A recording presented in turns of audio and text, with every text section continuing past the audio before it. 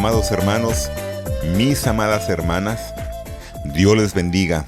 Espero en el Señor se encuentren en victoria, leyendo la palabra del Señor, buscando su presencia en oración y predicando la palabra del Señor a los perdidos. El tema del sermón de hoy, el título se llama Como la flor de la hierba, con lo cual vamos a dar a entender que nosotros, los seres humanos, ni somos grandes, ni somos sabios, ni somos poderosos. Los invito a que abramos juntos la palabra del Señor y que meditemos en los últimos versículos en los dos versículos de Isaías, capítulo 40, de los versículos 6 al 8. Pero antes de que les demos lectura, vamos a orar. Vamos a pedirle al Señor que nos ayude. Oremos. Señor Jesús, cuando abrimos tu palabra, venimos con nuestros corazones atentos, Padre. Señor, solo tú tienes palabras de vida eterna. Y en esa situación especial, en medio de tanta confusión que se está dando, en medio de tanta necesidad, venimos, Señor, a ti, sabiendo que tú eres el refugio de tu pueblo. Te pedimos que nos des palabras, Señor, palabras que traigan luz, que traigan sabiduría. Señor, llévanos al lugar donde tú y solo tú puedes bendecirnos, donde tú puedes derramar un poderoso avivamiento en nuestros corazones y en nuestra tierra, leyendo tu palabra, buscándote en oración, predicando el evangelio a todos los que han perdido, Señor. Te lo pedimos en el nombre precioso de Cristo Jesús. Amén y amén. Leamos entonces Isaías 40, de los versículos 6 al 8. Da voces, y yo respondí, ¿qué tengo que decir a voces? Que toda carne es hierba, y toda su gloria como flor del campo. La hierba se seca, y la flor se marchita, porque el viento de Jehová sopló en ella. Ciertamente como hierba es el pueblo. Sécase la hierba, marchítase la flor, mas la palabra del Dios nuestro permanece para siempre. Te invito a que abras también Salmos 9, del 19 al 20. La palabra dice, Levántate, oh Jehová, no se fortalezca el hombre. Sean juzgadas las naciones delante de ti. Pon, oh Jehová, temor en ellos. Conozcan las naciones que no son sino hombres. En el capítulo 2 del libro de los Hechos de los Apóstoles, Lucas relata la muerte dolorosa, humillante y repulsiva de Herodes Agripa. Y dice que un día infame, este rey se sentó en su trono vestido de gala. Hay un historiador muy conocido en el mundo secular que se llama Flavio Josefo y que tiene peso su palabra, con lo cual la documentación de la historia en el mundo secular es de un gran aporte. Y él detalla que Herodes lucía en ese día una capa plateada, y esta capa plateada despertó un asombro no común en los presentes que estaban allí. Ahora, ¿puedes imaginarte a este hombre Herodes caminando erguido y posando con su supercapa como si fuera un pavo real? Y luego nos dice la Escritura que desde la tribuna habló a la multitud, sus pasiones las encendió de tal manera que el pueblo comenzó a aclamarlo como si fuera divino, como si sus palabras tuvieran el sello de los dioses y le gritaban entusiasmado, ¡ha hablado Dios! Esa no es la voz de un hombre, esa es la voz de Dios. Ahora, ¿qué hizo Herodes? ¿Cómo reaccionó él ante semejante disparate? Pues, para su desgracia, neciamente recibió complacido el tributo de la gente. No reprendió la ovación idólatra. Siguió envuelto en su capa de plata y, en lugar de despojarse de ella y de rasgar sus ropas y llorar el desvarío de su pueblo, le agradó. Se gustó él mismo, se llenó de orgullo. El barro se olvidó del alfarero y quiso para sí los elogios. Herodes debió haber hecho lo que hizo el ángel cuando fue enviado a Juan para mostrarle la gloria de la Jerusalén celestial. Cuando Juan, el apóstol, llevado por la emoción de ver a ese ser impresionante, dice allí en Apocalipsis que se arrojó a los pies de ese ángel. Para Juan, ese era una criatura asombrosa, impresionante. Se arrojó para adorarle, se postró.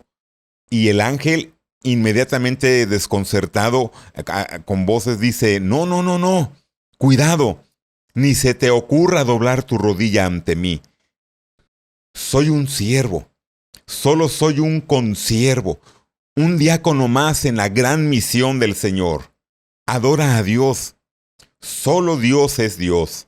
Solo Dios es digno de adoración. Solo Dios es digno de la ofrenda de tu vida y de tu entrega incondicional. A mí no. Adora a Dios. Eso es lo que debió haber hecho Herodes. El rey debió haberse horrorizado ante aquella blasfemia que estaba escuchando del pueblo. Debió haber apuntado con su dedo al cielo mientras exhortaba a la gente a adorar a Dios. Él debió haber protestado públicamente diciendo, solo la palabra de Dios es la voz de Dios. Pero no, prefirió darse un baño de gloria. Dejó que los hombres exaltaran su nombre y le otorgaran honores divinos. Lucas nos dice en Hechos capítulo 12 que al momento un ángel del Señor le hirió por cuanto no dio la gloria a Dios. Volviendo aquí al historiador Flavio Josefo, él da testimonio de que enseguida Herodes se sintió indispuesto a causa de un intenso dolor abdominal. Y dice que 5 días después, cuando Herodes tenía 54 años, expiró entre convulsiones bajo el suplicio de fiebres, cólicos, inflamaciones y una infección genital de la que le supuraban larvas. Horrendo. Lucas nos dice, expiró comido de gusanos. Herodes se dio aires. Elevó su autoestima hasta las nubes y Dios lo derribó de un golpe. Herodes pensó de sí mismo que era grande. Era un grande, pero el cielo lo sentenció para que fuera la merienda de los gusanos. Y en su muerte no pudo llevarse ni el trono, ni la capa, ni los aplausos. Vamos a leer un versículo en Proverbios capítulo 16, versículo 18, en la versión Nueva Traducción Viviente. La palabra dice, el orgullo va delante de la destrucción y la arrogancia antes de la caída. Ahora, con este ejemplo de Herodes, somos conscientes de que es un ejemplo muy extremo, pero con todo, pienso que ilustra muy bien la tragedia de la raza humana. Su delirio es el delirio de Herodes. Y es el delirio de Herodes, ese es nuestro delirio. Tal vez no en el mismo grado, pero su delirio es el delirio de nuestros gobernantes y el delirio de la sociedad en general. Piénsalo si no es así. Herodes se desubicó. Perdió de vista quién era. Su orgullo le cegó y le impidió reconocer su condición humana, su fragilidad, la brevedad de la vida, su dependencia absoluta del Omnipotente y su verdadero llamado como imagen de Dios. La palabra dice que Herodes deliró. El término delirar proviene del latín delirare. Y esta palabra viene de lira, que significa surco, hendidura. Esta hendidura que se hace en la tierra con el arado. Sí han visto, ¿no? Cuando el campesino va arando, hace un surco en el camino. Bueno, esa hendidura, ese surco. Y el prefijo de aporta el significado de alejarse o apartarse de algo, que significa salirse del surco, descarrilar, tomar un lugar que no le corresponde, desvariar, desviarse. Todo esto es lo que significa delirar. Y la Biblia nos enseña en Génesis capítulo 1 de los versículos 26 al 27 que el hombre es la imagen de Dios. El hombre existe para mostrar a Dios y para representar a Dios. Por ejemplo, la estatua ecuestre del general que se levanta en Santiago o en Puerto Plata no es el verdadero Gregorio Luperón, pero esa estatua fue establecida allí para exhibir algo de su rango y algo de su carácter. Esa estatua no es el general Gregorio Luperón, pero lo señala, lo recuerda y lo conmemora. Aquí en República Dominicana, los dominicanos saben perfectamente quién es Gregorio Luperón. Y esta es la función de la imagen, apuntar más allá de ella misma. No a ella, sino más allá de ella misma. La escultura debe honrar la memoria de un general de carne y hueso que se llamaba Gregorio y que falleció ya hace unos 123 años. Y en la medida en que la estatua hace referencia al personaje, cumple su función. Pero si de alguna manera el bronce quisiera desligarse de Gregorio Luperón y quedarse esa estatua con la gloria, darse gloria a sí misma, estaría delirando. O sea, se saldría del surco. ¡Qué delirio tan grande! Lo repito, el hombre es la imagen de Dios.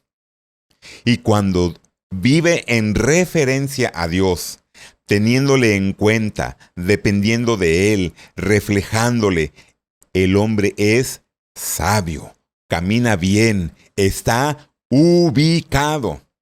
El hombre es sabio cuando sabe que no es el protagonista, cuando está satisfecho con el papel secundario que Dios nos ha asignado.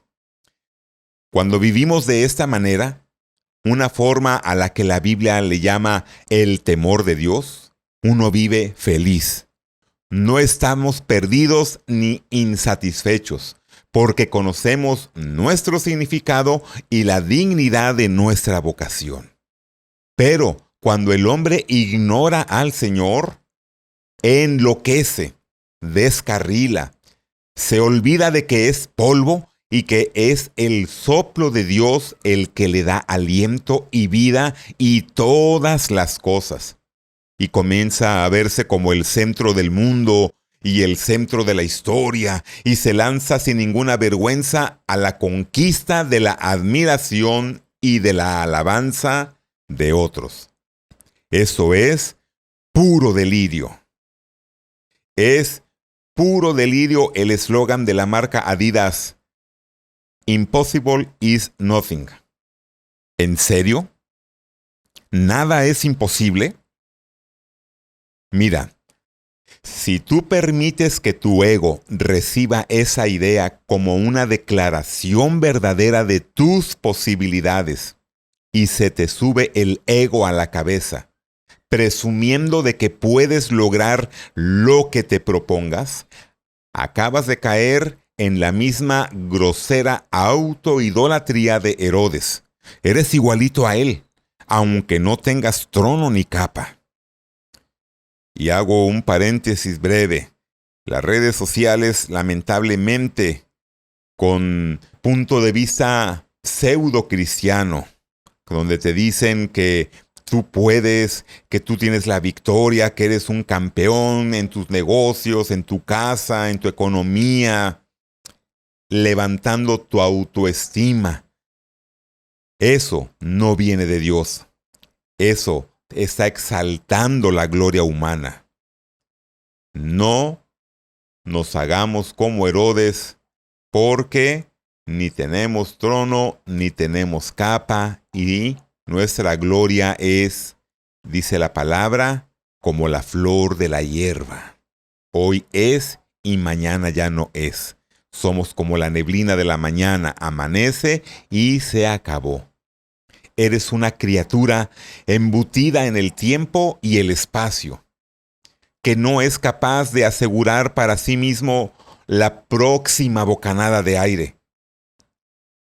Este eslogan, Impossible is nothing, y me excuso si no lo estoy pronunciando bien, que significa nada es imposible, sí, pero para Dios nada es imposible.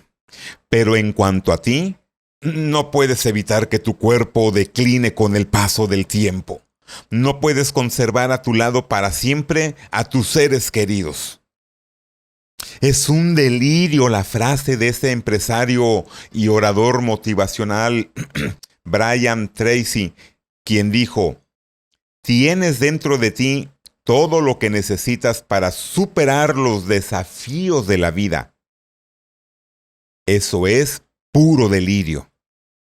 También es un delirio la declaración del psicólogo estadounidense Wayne, quien escribió: si crees totalmente en ti, no habrá nada que esté fuera de tus posibilidades. Delirio. También delira el filósofo Jiddu Krishnamurti cuando afirma: la religión de todas las personas debería ser la de creer en sí mismos. Pregunto, ¿hemos enloquecido? Nos hemos salido del surco. Deliramos como Herodes y nos hemos hecho ladrones de una gloria que ya tiene dueño. Dios, a Él pertenece la gloria. Ahora, observa lo que dice el salmista en Salmos 10, de los versículos 4 al 6. El malo, por la altivez de su rostro, no busca a Dios. No hay Dios en ninguno de sus pensamientos. Y un poco más adelante dice en su corazón: no seré movido jamás. Nunca me alcanzará el infortunio. El malo no piensa en Dios, no busca a Dios. ¿Pero por qué? Porque se cree autosuficiente. Porque piensa de sí mismo que Él es capaz, que no necesita elevar su mirada porque tiene dentro de sí todo lo que necesita. Dice en el Salmo: por la altivez de su rostro. No busca a Dios. Cree en sí mismo, escucha su propio corazón, se apoya en su propia prudencia y confía que jamás será removido. Delirio, puro delirio. Piensa que si sueña en grande y si trabaja duro, triunfará. Pero eso es puro delirio. En nuestro salmo, el rey David clama porque Dios no permita que los soberbios triunfen. Levántate, Señor. Levántate, Señor. Haz algo. No consientas que el barro se lleve la gloria. No consientas que el hombre prevalezca, que no se salga con la suya. Ciérrale el paso a los Herodes que te roban el protagonismo. Levántate contra los presumidos que se declaran invencibles. Señor, levántate, abate a todos los que quieren quitarte la corona para ponérsela sobre sus cabezas.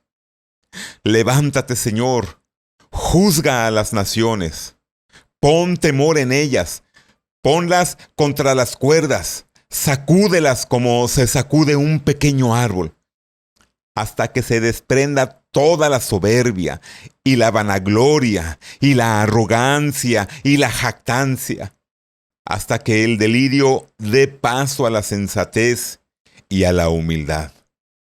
Que las naciones conozcan, que se enteren de que no son sino hombres, hombres no dioses, que son como la hierba del campo, y que su gloria como la flor de la hierba, que son hombres, tampoco alimañas, son hombres, hombres creados para disfrutar a Dios y glorificarle, para reflejar su hermosura como la luna refleja la luna del sol.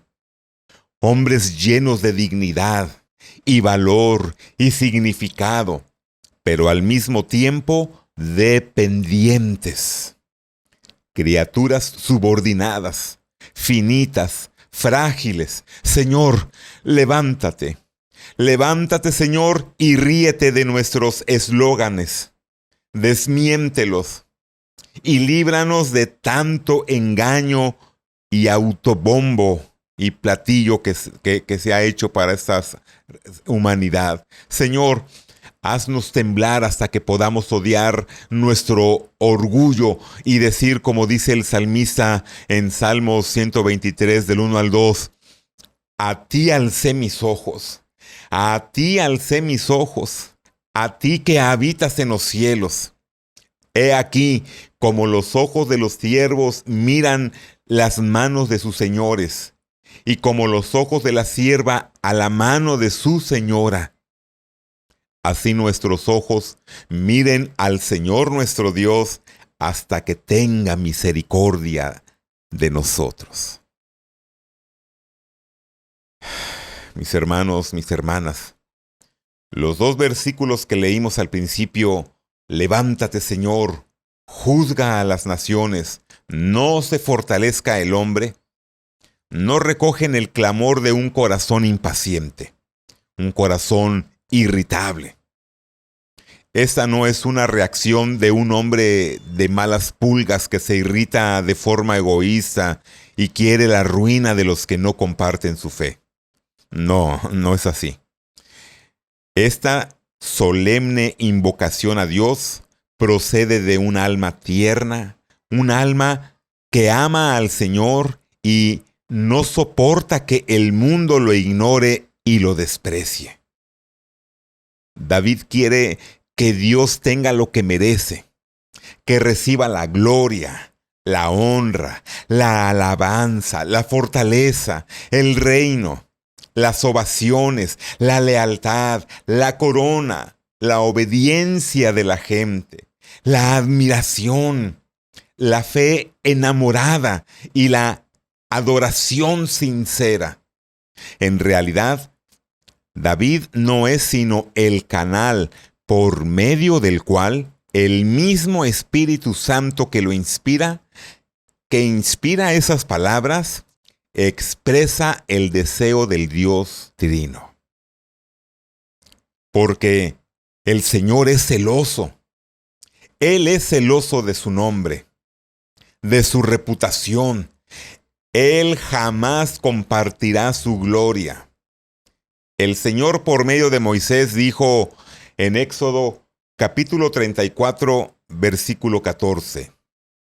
No te has de inclinar a ningún otro Dios, pues el Señor cuyo nombre es celoso, Dios celoso es. Y por medio del profeta declaró en Isaías 42, 8. Yo, el Señor, este es mi nombre, y a otro no daré mi gloria. Por eso, de nuevo, por medio del profeta Isaías, el Señor promete solemnemente en Isaías capítulo 2, de los versículos 11 al 12. La altivez de los ojos del hombre será abatida, y la soberbia de los hombres será humillada. Y Jehová solo será exaltado en aquel día, porque el día del Señor de los ejércitos vendrá sobre todo soberbio y altivo y sobre todo enaltecido, y será abatido. Mis hermanos, mis hermanas, además de la historia de Herodes, la Biblia ofrece muchos ejemplos dramáticos de cómo Dios abate a los soberbios. No solamente es la historia de Herodes. A lo largo de la Biblia, Dios muestra cómo Él está en contra del altivo. Una de las sentencias más feroces de las que el Señor dictó fue contra el rey de Tiro, y lo hizo por medio del profeta Ezequiel. Ezequiel capítulo 1, versículo 10 en adelante. Vino a mí palabra del Señor diciendo: Hijo de hombre, di al príncipe de Tiro, por cuanto se enalteció tu corazón, y dijiste: yo soy un Dios, en el trono de Dios estoy sentado, siendo tú hombre y no Dios, y has puesto tu corazón como corazón de Dios. He aquí, yo traigo sobre ti extranjeros, los fuertes de entre las naciones, que desenvainarán sus espadas y mancharán tu esplendor. Al sepulcro te harán descender. ¿Seguirás creyendo que eres un Dios cuando estés ante tus verdugos? En manos de los que te maten, no serás más que un simple hombre. Uf, tremendas palabras. Tremendas palabras de nuestro Dios. Hermanos, todo lo que está pasando en esta pandemia mundial es fuerte. Pero una cosa es segura. Dios está abofeteando nuestra soberbia. Dios está sacudiendo el árbol para bajarnos el orgullo, para que se nos caiga la corona, para que se nos borre la sonrisa de autosuficientes, para que escapemos de nuestros delirios, para que enmendemos nuestro corazón y para que enmendemos de paso nuestros eslóganes. Y para que a la postre el Señor pueda mostrarnos su salvación y su poder. Un pequeño agente microscópico ha puesto contra las cuerdas a las naciones. Y esta escena es inédita y nadie sale de su asombro. El dolor crece por momentos y a esas alturas miles de empresas han cerrado. Y tal vez muchas nunca más vuelvan a abrir. Eso es triste. Y todos estamos de acuerdo en que nos esperan días difíciles. Con ese nombre desagradable que se le llama la recesión económica, que es una consecuencia de cuando los negocios no están produciendo, cuando la economía se detiene. Y peor que eso, miles de familias están enterrando a sus muertos. Y muchas de ellas lo han hecho sin ni siquiera haber tenido la oportunidad de besarlos o de despedirse de ellos. Y sin poder celebrar el funeral con el que al menos hubieran querido honrarles, llorarles. Estamos de luto. Han cerrado los cines y las terrazas y las canchas deportivas. No hay niños en los parques, en las escuelas, no hay turistas en los hoteles, y es tiempo de reflexionar. Es tiempo de reflexionar. La Biblia asegura que es mejor ir a la casa del luto. Vamos a abrir nuestras Biblias en Eclesiastés, capítulo 7, versículo 2, y vamos a darle lectura en la Nueva Traducción Viviente. ¿Por qué usamos Nueva Traducción Viviente? Porque es una versión que habla con el español que utilizamos comúnmente en Latinoamérica y las ideas están ajustadas a nuestros días. Nosotros, en nuestra iglesia, nuestra versión oficial es la Reina Valera 1960 y la Biblia de las Américas, porque son Biblias confiables, son Biblias serias para el estudio bíblico. Pero utilizar una traducción de este tipo nos ahorra el uso de diccionarios y nos expresa bien la idea que queremos transmitir al día de hoy. Por eso es que usamos esta Nueva Traducción Viviente como ejemplo. Dice Eclesiastés, capítulo 7, versículo 2. Vale más pasar el tiempo en funerales que en festejos. Al fin y al cabo, todos morimos. Así que los que viven deberían tenerlo muy presente. Y más adelante, allí mismo en Eclesiastés, capítulo 7, en el versículo 4, la palabra nos dice, el que es sabio piensa mucho en la muerte, mientras que el necio solo piensa en divertirse. En otras palabras, vale más ir a un funeral que a un festival. ¿Por qué? Porque la muerte es el fin de todas las personas. Inevitablemente, todos vamos a ese lugar, a la muerte. Y allí en el funeral, los vivos todavía tienen tiempo de reflexionar. A veces, la fiesta embota nuestros sentidos, pero en el funeral, los vivos todavía tienen tiempo de reflexionar. Nuestra sociedad ha ido de festival en festival, pero ahora es tiempo de reflexionar. Es hora de sacudirnos de tanta superficialidad y frivolidad infantil. Es tiempo de reconocer qué volátiles son nuestros planes, qué pronto pueden venirse abajo nuestros proyectos, qué tontos son nuestros discursos motivacionales, qué tragedia creernos tan grandes y Dios, por medio de un virus insignificante que se desvanece al tener contacto con la simple espuma del jabón, puede hacer que esta Babel, con su torre que el mundo construye, se quede a medias, inconclusa, para la vergüenza de las naciones. Dios puede hacer que este Titanic del que presumimos se hunda en un instante. Dios puede hacer que nuestros Herodes del cine y la música y el deporte sean repentinamente heridos y humillados hasta morder el polvo. Yo no puedo ofrecer una lectura completa ni cabal de esta situación. Se escapan las tramas y las teorías de siniestras conspiraciones que hay. Pero repito, una cosa es segura. Dios está abofeteando nuestra soberbia. Estamos de alguna manera bajo la bofetada del Señor, bajo la disciplina del Señor, y es hora de caer postrados hasta el piso.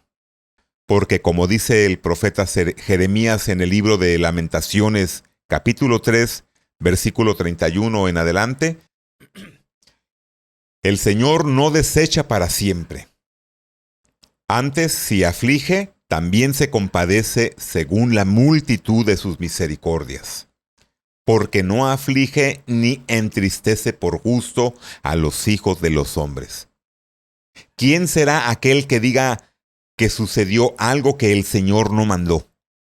¿De la boca del Altísimo no sale lo bueno y lo malo? ¿Por qué se lamenta el hombre viviente? Laméntese el hombre de su pecado.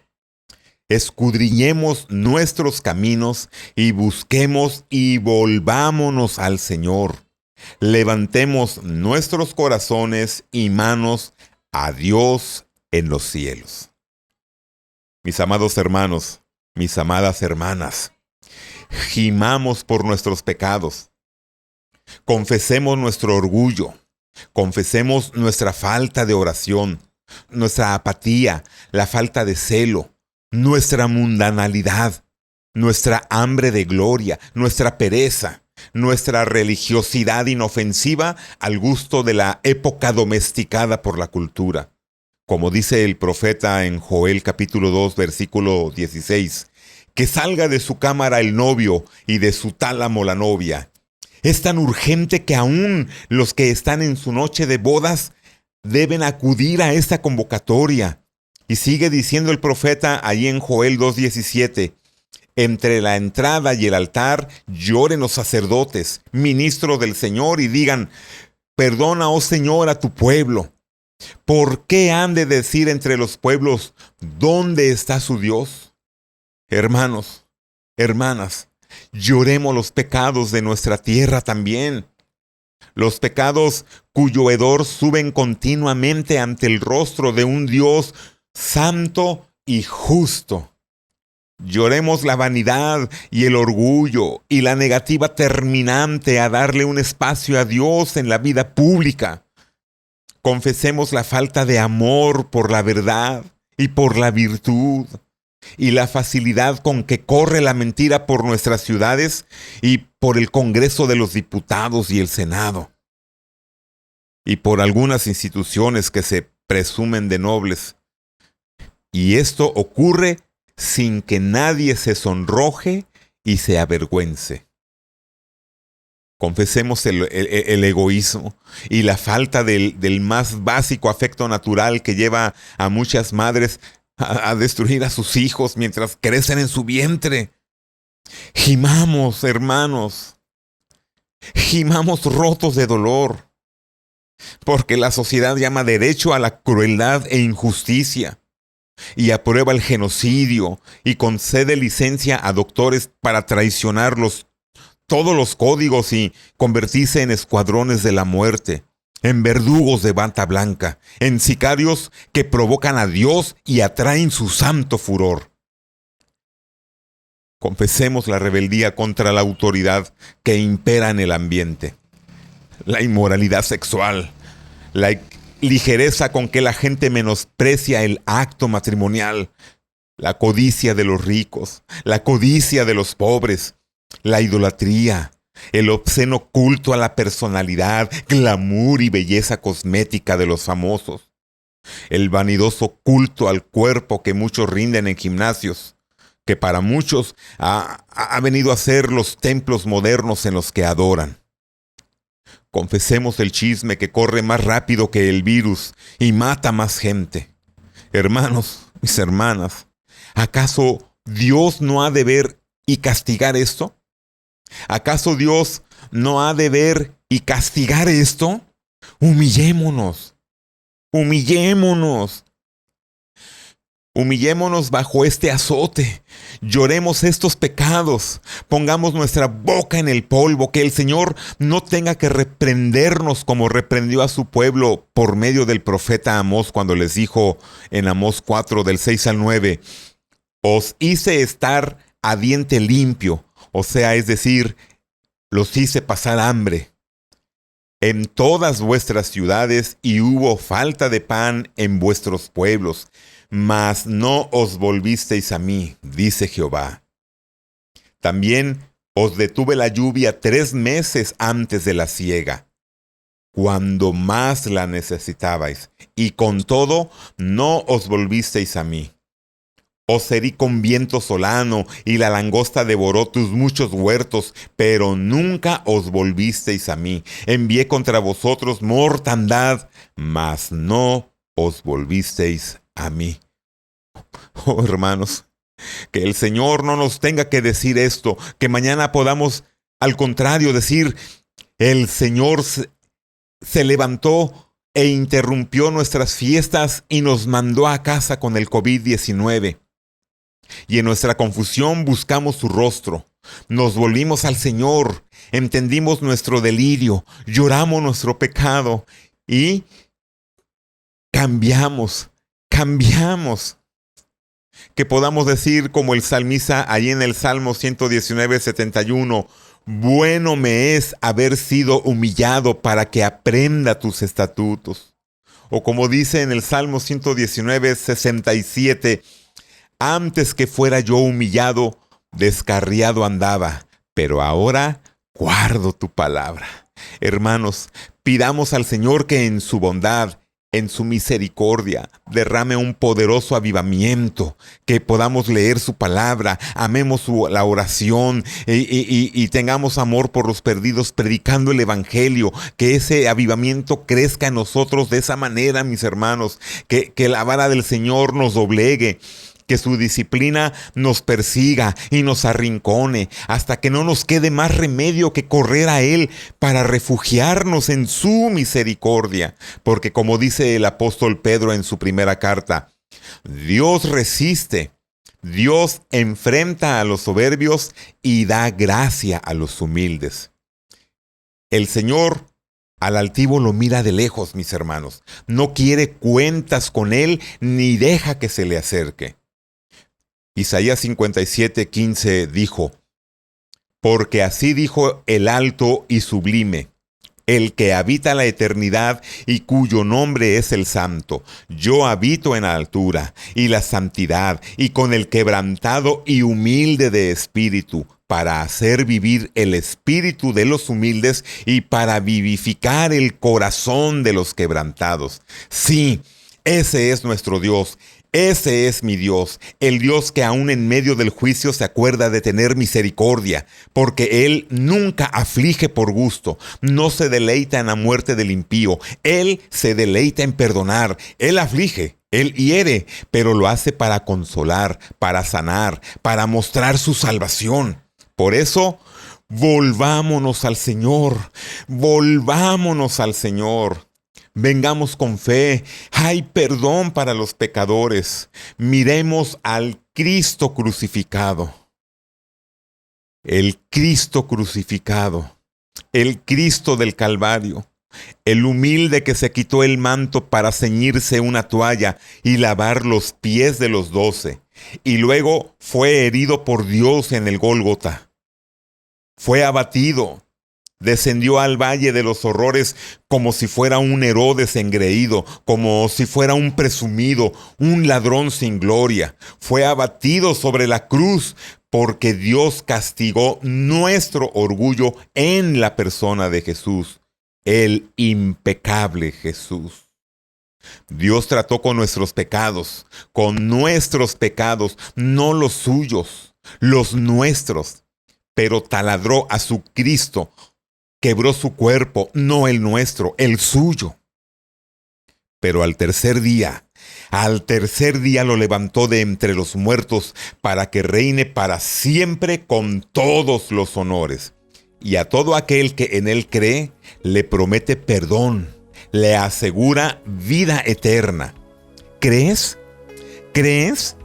Yo te ruego, cree, arrepiéntete y cree en el Señor Jesucristo. Admite tu impotencia, odia tu pecado, ríndete con gozo, entrégate voluntariamente, confía en Él, mírale y síguele mirando, créele y síguele creyendo hasta que el Señor llene todo tu panorama, hasta que Él sea tu gloria, tu seguridad, tu justicia y tu canción, y tu esperanza, y tu camino, y tu placer, y tu victoria, y tu premio, y tu descanso, y tu todo. Entrégale tu vida hoy al Señor, no luches más, entrega tus armas. Que en medio de este tiempo de aflicción, de confusión, puedas encontrar en el Señor refugio y alegría y salvación. Ora al Señor, clama por un avivamiento, busca el rostro del Señor diciéndole, Señor, comienza conmigo. Perdóname por mi soberbia y dame un corazón humilde como el de Cristo. Oh Dios, vivifica mi corazón por tu misericordia. Señor, hazlo. Abre nuestros ojos para que podamos verte. Gracias, Señor, aún por tu disciplina. Gracias, Señor. Gracias, Señor. Oh Dios mío, gracias. Señor, por usar aún la aflicción, el dolor, para zarandearnos, para destapar nuestros oídos. Que por tu Espíritu nuestros corazones respondan a tu palabra. Oh Dios, aviva tu obra, aviva tu pueblo y trae una reforma, un avivamiento a nuestra tierra. En el nombre de Jesús. Amén y amén.